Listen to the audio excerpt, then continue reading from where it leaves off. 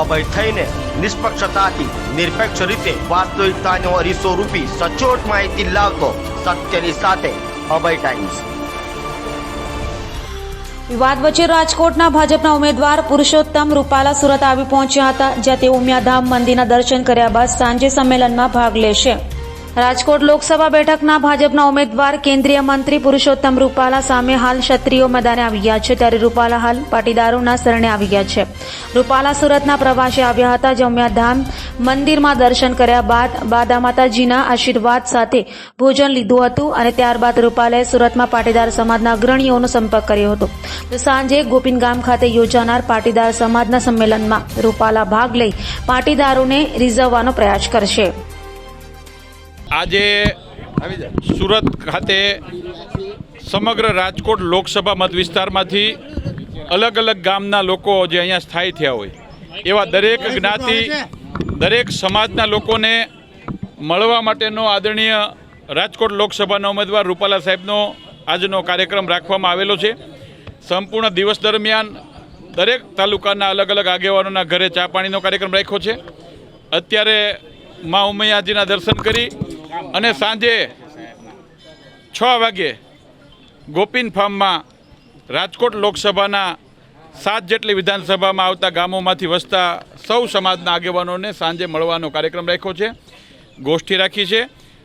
અને આપ સૌના માધ્યમથી હું ડૉક્ટર ભરત બોગરા પ્રદેશ ભાજપના ઉપાધ્યક્ષ પણ વિનંતી કરું છું કે સૌરાષ્ટ્રના ઘણા બધા લોકો અલગ અલગ ગામમાંથી દરેક જ્ઞાતિના લોકો અહીંયા વસે છે સુરતમાં।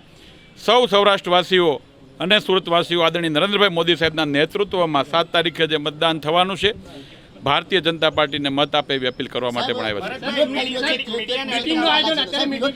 છે। કોઈ વિરોધ છે નહીં, બધા સાથે નહીં કોઈ સાંભળો એક મિનિટ મીડિયાને અટકાવવાનો વિષય જ નથી।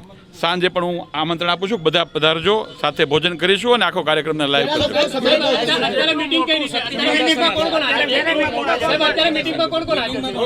સાંજનું મારા તરફથી પાર્ટીના ઉપાધ્યક્ષ તરીકે આપને અત્યારે કોઈ સાંભળો એક મિનિટ, અત્યારે કોઈ મિટિંગ જ નથી। બધા લોકોને, દરેક જ્ઞાતિના, કોઈ એક સમાજના નથી, દરેક જ્ઞાતિના લોકોને સાંભળો।